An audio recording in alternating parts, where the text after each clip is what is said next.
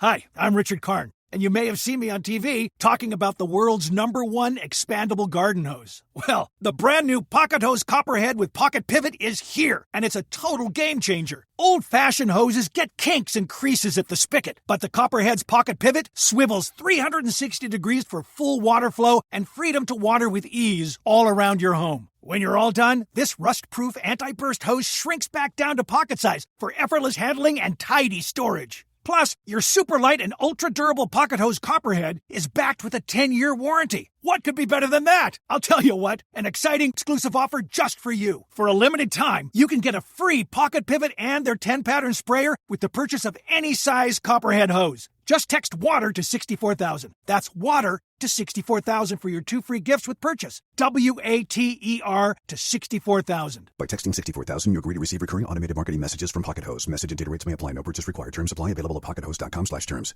When you think about businesses that are selling through the roof, like aloe or Skims, sure, you think about a great product, a cool brand, and brilliant marketing. But an often overlooked secret is actually the businesses behind the business, making selling and for shoppers buying simple. For millions of businesses, that business is Shopify. Nobody does selling better than Shopify. With Shop Pay, that boosts conversions up to 50%, meaning way less carts are going abandoned and way more sales happening. So if you're into growing your business, your commerce platform better be ready to sell whatever your customers are scrolling or strolling on the web, in your store, in their feed, and everywhere in between. Businesses that sell more sell on Shopify. Upgrade your business and get the same checkout Skims uses. Sign up for your $1 per month trial period at shopify.com/Westwood1, all lowercase. Go to shopify.com/Westwood1 to upgrade your selling today. Shopify.com/Westwood1. Every team, every topic, everywhere. This is Believe. What's up, family? Jared the Bossman here. You're tuned into the Bossman Show on AM 1010, AM 1430, 1055 The King.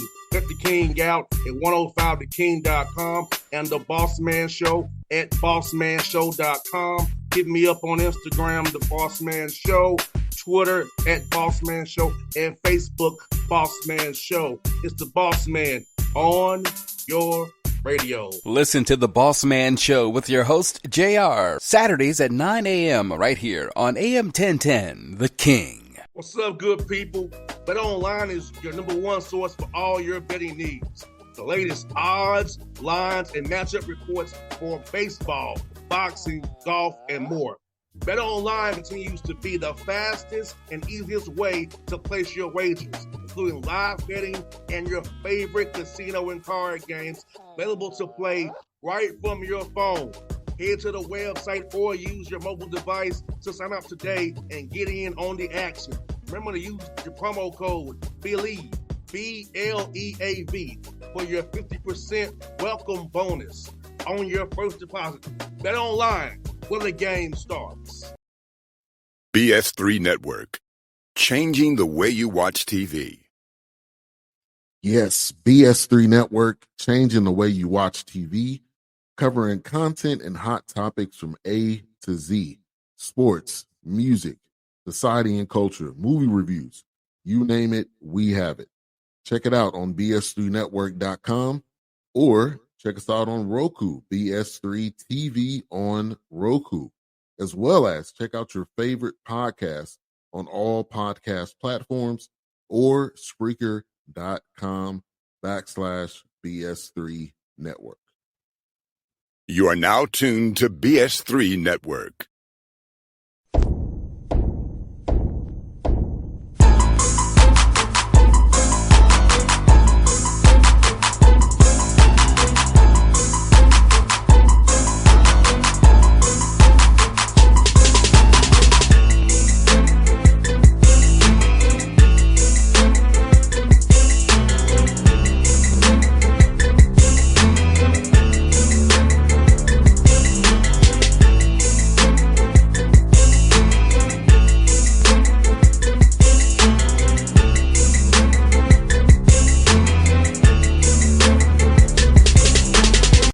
Folks, back on the Bossman Show, friend of the show, Coach Buck Joyner, here with me on the Bossman Show.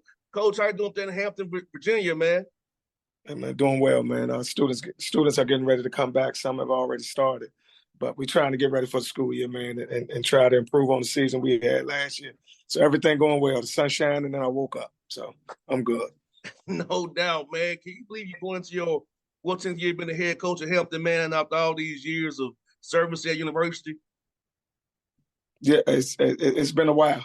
I guess in my profession, it's probably been 2 or 3 lifetimes. But again, man, it's been a blessing and a pleasure all at the same time. With all the things that we've done. I mean, we're on our third conference in 5 years, so it's been a run.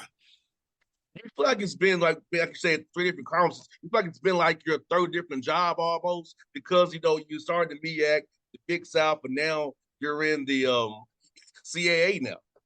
Yeah, I mean, it definitely is. I mean, it's differences to everything and there's levels to everything. Us moving to the CAA is really moving to a different level. So we've had to approach and do things differently. Last year, we took our bumps and bruises, but I mean, it was part of us as a university and as a program and players and coaches, learning what it takes to be successful in this league. So, hopefully we're beginning and we've started taking those steps.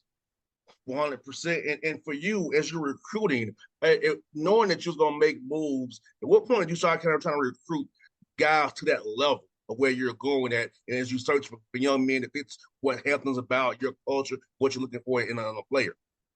Well, it immediately started, right after this, or during the season and right after the season was over with. When we announced that we were coming to the Big South, it was probably late January, February, somewhere around there. You're pretty much lost, a recruiting cycle because at the end of the day, you sign some kids and you're finishing off to get ready for what you were into in the Big South. When we made that announcement, we pretty much had to switch gears really quick.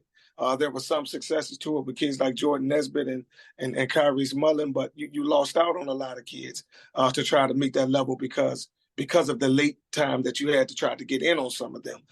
So it started immediately after the season was over with, or even a little bit before that, while you were in the season last year, to try to get the talent level that you needed to be successful there. Because again, the more you move up, the more talent you need to try to be that way. No doubt. And for you, do you feel like with the portal and how things are, the how much level where they want like known commodities, to able to get your hands on better JUCO kids, better high school kids, and you usually would ever get your hands on because the attention is they want known commodities that can plug and play right away at the high major level right now? Well, I mean, I think what the portal has done is it's cut down on the time that it takes to develop. Sometimes you can get a kid, especially coming from a higher level, or maybe that had more of a chance to play where he was. So you get a situation where you can get a kid that the development time is cut a little bit, that it can help you. But I think what we lose a lot in the portal is, people at our level or teams and universities at our level, what we're losing, sometimes you're losing a 20-point score. You're losing a 10, 15, 20-point score. And then the guy that you may get in, even though he is coming from a higher level or sometimes an even level or maybe even lower, they weren't as productive as the kid that you're losing. So you still have to make up that time for development. And I think that does hurt the high school when you go after some high school kids, because at the end of the day, it takes time to develop them and get them ready. So you try to get something that you can help yourself a little faster. Of course, the junior college route has become way more attractive. Because again, you're getting a developed young man that has already played some level of college basketball. So hopefully it helps that turnaround go faster than what it would be with your normal high school kids. Now, the one thing the portal has done for us with those high school kids to kind of switch gears a little bit is because of the waiting time, sometimes you can get a kid that's better than what you normally think that you could get because he don't want to wait anymore. He don't want to be put in a situation where he's gambling. So he's going to take, what's best for him at that time. But then you have to worry about losing him the next year because he may come and be successful quicker. But again, that's the game we're in now, and that's the game that we have to play now. So we got to live by it. And do you feel like once this COVID year kind of phases, all those COVID kids kind of get out of here, that they'll be kind of a little more normalized again? Because like you're so old in college basketball right now that you throwing an 18, 19-year-old kid out. You got some dudes out here 25, 26, 27 now, grown men, they play the kids. Talk about that, coach. I will say it's different, in the least. You got some kids and some faces that you've seen, and he ain't gone yet. You know, he's still around. But yeah, at the end of the day, it's par for the course, man. It's where we are, and it's what we have to deal with. I think right now we're actually going into a point where those kids are cycling out. Because of the amount of time that they've been. But I think we've all benefited from it. We've all lost some kids from it. I mean, lost some valuable pieces, but we've all benefited from it too. So again, as that cycles out, we're just gonna try to get the guys that we think we need to help us in the CAA right now, and try to improve on where we were. And Coach, tell us about some guys this summer who really performed well for you doing workouts as you develop your young men for this upcoming season at the fall starting here really soon. So what's some guys who stand up to you this summer as you build your team for this year that really got better over this summer period of workouts? Well, you know what, and I'm not going to shy away from that. We had a tough year last year when we jumped into the CAA and finding out what that league is all about, because it's a great league. But the one thing that I am pleased about, the first two or three names that jump out at me is one, Kyrie's Muller. He was an all-rookie selection for us. I had to play him at 6'6", 6'7". I had to play him at center last year, due to injuries and things like that. But as a true freshman, he came in and he got some valuable minutes and some valuable learning opportunities that I think that he's taken over the summer. He's made a huge jump. Jordan Nesbitt, transferred from St. Louis to us last year, was actually our leading scorer. Went from, I think, there being a third, fourth option to here becoming, a main option, a 1-2 option. He had his ups and downs, even though I thought he had a successful statistic year. He had some ups and downs with learning that new role. But over the summer, I thought he took the things that he learned from that, and he's going to make a significant jump this year. Dan Bannister, a young man who went from being a complimentary player and doing certain things for us to where, probably a true small forward, but because of those injuries and we had to shift Kyrie, we had to play him at a small forward, sometimes center, to be able to get the number and the usage of the guys we had. But he's had a great summer. We watched him grow. Amir Nesbitt, who played for us a little bit, he didn't spend as much time with us during the summer, but because he's playing FIBA basketball with the Virgin Islands. But again, those four guys, and it's probably one or two more, but those four guys returning from last year, I saw have a great summer, and they made big jumps. With the returns that you have, how much did you this summer put in an install for the new guys coming in versus just working on their game this summer? What we took the summer to do a few different things. One was to get the culture back. We've made so many moves and we had to do so many things on the run. I felt like we lost a little bit of the culture that we had when we came out of the MEAC, where we were very successful. And then we walked into our first 2 years in the Big South. We were sitting in the championship game, by our second year in the Big South. Then COVID hit by the end of that year going into the next year. And then we made these moves last year. I thought we lost some of the culture because we had to try to quickly do things, quickly get on, learn the new conference, learn the new, so I think those four guys helped set the culture for the new guys. And again, I think it was growth, for us as coaches and for those four players. And I think we're pleased with the group of guys that we're bringing in. We think we're going to be able to make a jump. How significant, I don't know yet. And we'll see. But from what I've seen over the summer and the growth that they've had together, I think we may be able to surprise some people. Talk about having that strength coach there, man, to get those young men bigger and faster for this conference, who guys are bigger and more explosive. So talk about getting their bodies to fight for the conference as well, the CAA. You know what I think? That's probably one of the biggest pieces. The one thing that we learned quick, in the CAA, that was a physical league. We was coming out the Big South and in the MEAC, and that I'm not saying this as a knock. This is a truth. We may play in some games where you're talking about 30 free throws, 40 free throws, all those types. When we walked into the CAA, it was a man's game. It was a physical game where you looking 6-7 minutes left in a ball game and nobody's in the 1-on-1, and then you have to end up teaching your kids to go. You have to go make tough buckets and you have to do things differently. So the one thing that we had to do was put ourselves in a situation where we put the bulk on our guys so that they can be able to take that pounding. You're playing at a high major level of talent, with some of these with these teams in the CAA. So the whole gauntlet comes within that. And then you're talking about the physical piece, the conditioning piece, the mental piece, all of it changes. So again, I would applaud our strength and conditioning coach. I thought she did a hell of a job, with putting weight on these guys and putting them in a situation where they felt comfortable that they could be successful next year. Yeah, because I remember being at Tennessee State, we had to play through contact. Now we didn't get calls at the OVC. We had to play through that contact because they weren't gonna give you anything. So we had to learn ourselves, like your guys did. We did just in practice about breaking bags through contact. We wouldn't get any foul calls at the OVC, especially on the road. So it was like we had to do that for us. So your guys go through that, man. I know what it's all about. Your guys had to get used to for sure. And you're talking about teaching a whole different mentality.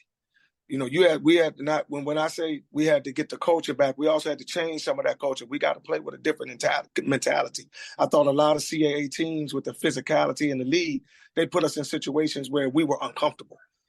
So we spent the whole summer working on our guys, playing being uncomfortable.